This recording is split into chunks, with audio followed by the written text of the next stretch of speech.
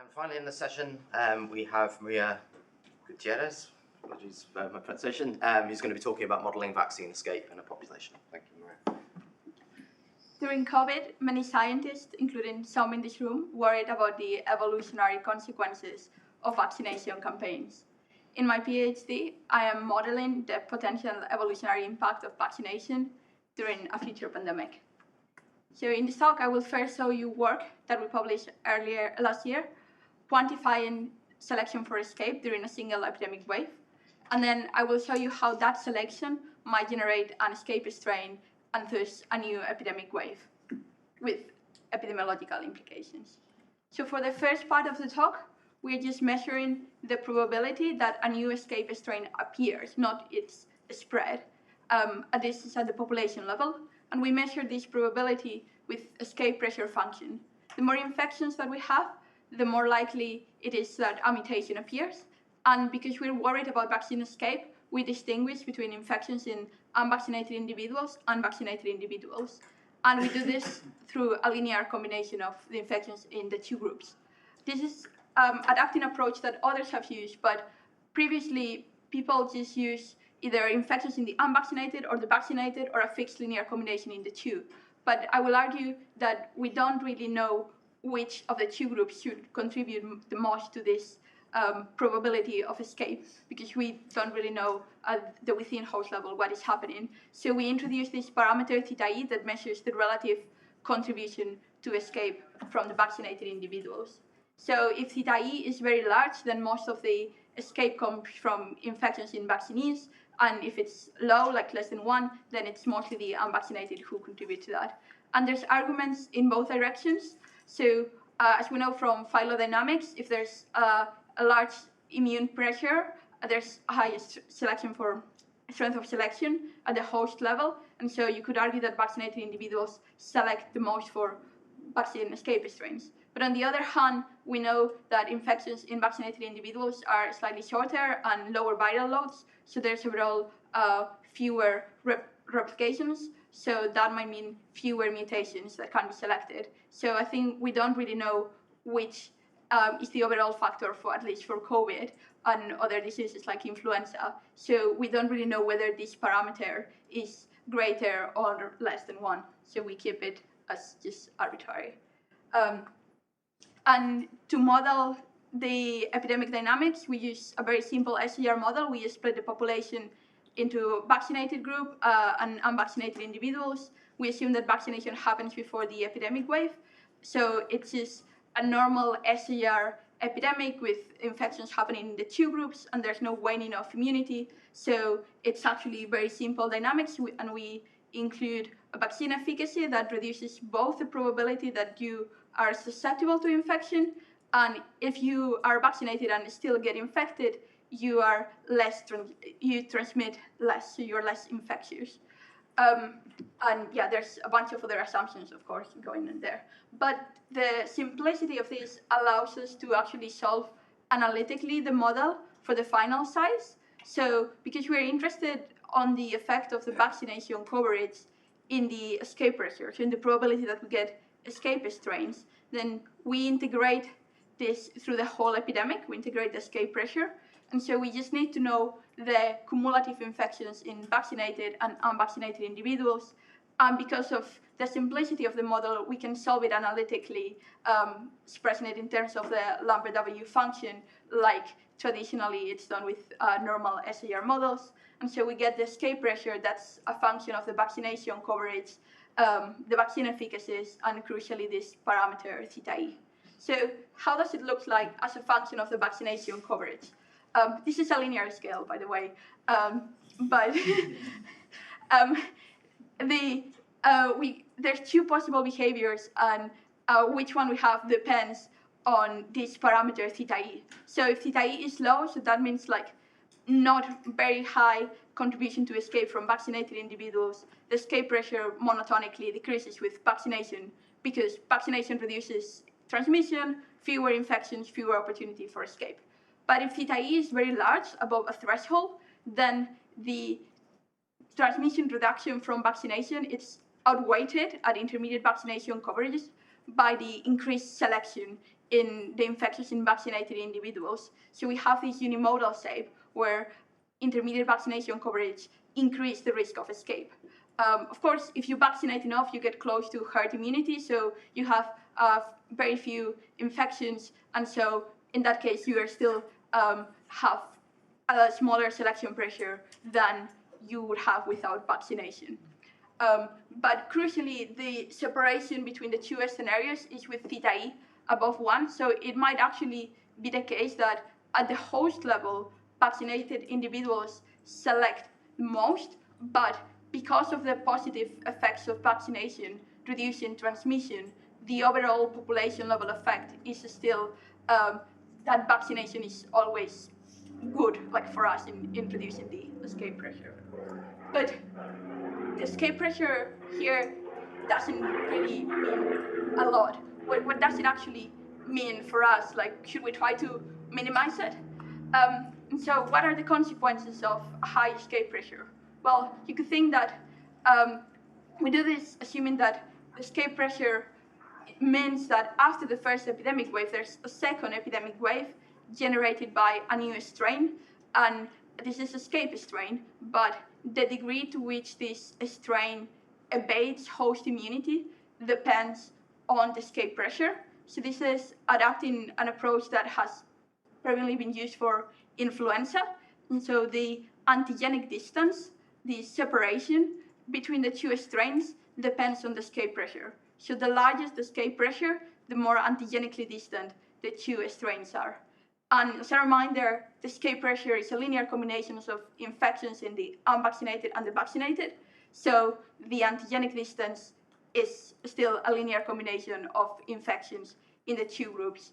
And yeah, in the work that I mentioned earlier, there's no vaccination, so it's just total infections, but we are still having our parameter theta E implicitly there in the antigenic distance. And the larger the antigenic distance, the smaller the cross immunity is between the two strains. So we use a common assumption for influenza that this cross immunity decays exponentially with the antigenic distance. So if you have a very large antigenic distance, there's very few cross immunity between the two strains, and even if you recover from the first strain during the first wave, you are still susceptible to the second wave. Whereas if the antigenic distance is small, then there's a high chance that you are still protected to the new strain. And so just summary, we have the vaccination coverage ahead of the first wave that determines the escape pressure. The escape pressure determines the antigenic distance, and then the antigenic distance determines the cross immunity.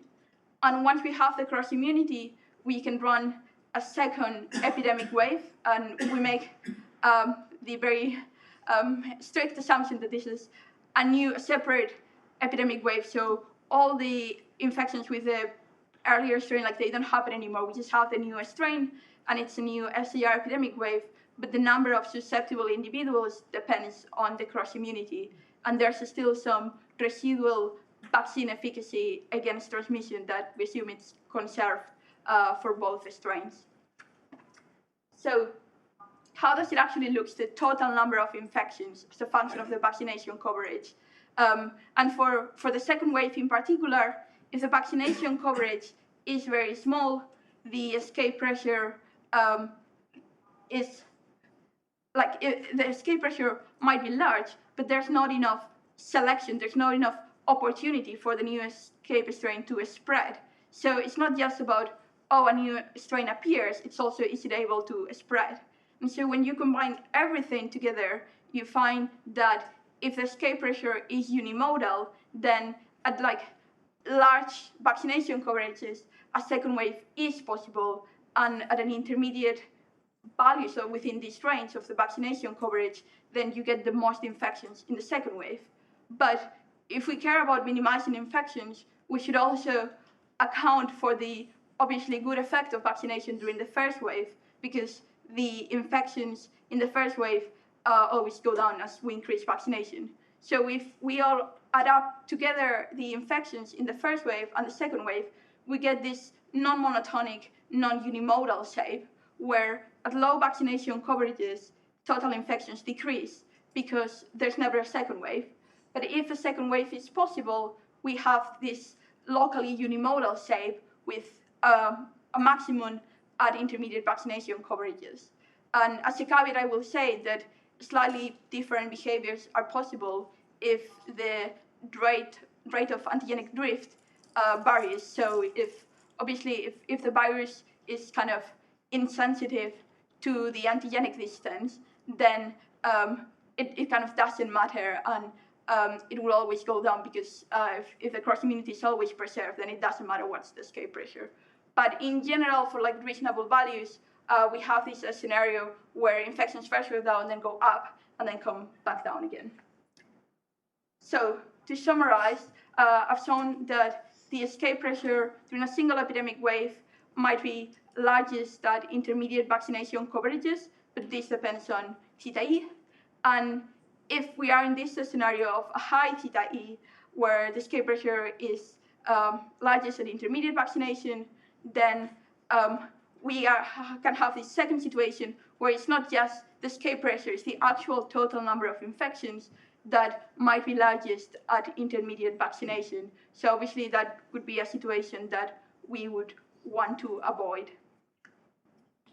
And of course, this has a lot of applications for vaccination strategies and surveillance, because you might want, if you are in this particular region of vaccination coverage where you have the largest probability of escape and a second wave, then you might want to increase your efforts of genomic surveillance in that population, so that you can catch the second strain and impose MPIs to block the spread of the second strain.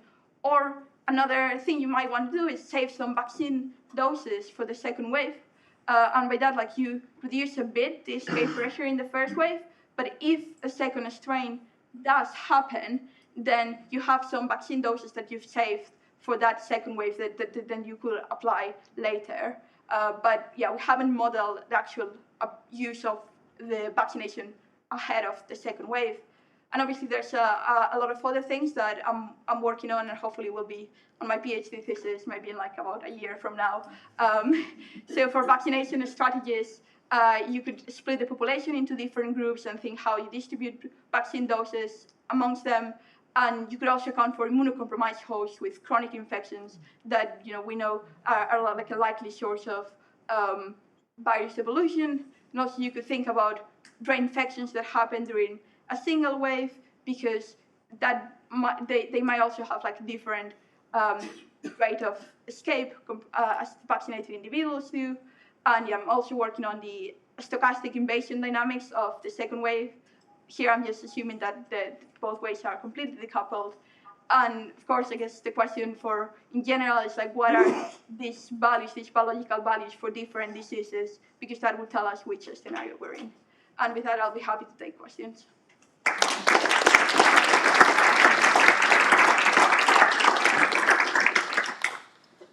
Thank you, Maria. Any questions? Yes, Jonathan. Nice. Does this depend on the time it takes to reach the coverage?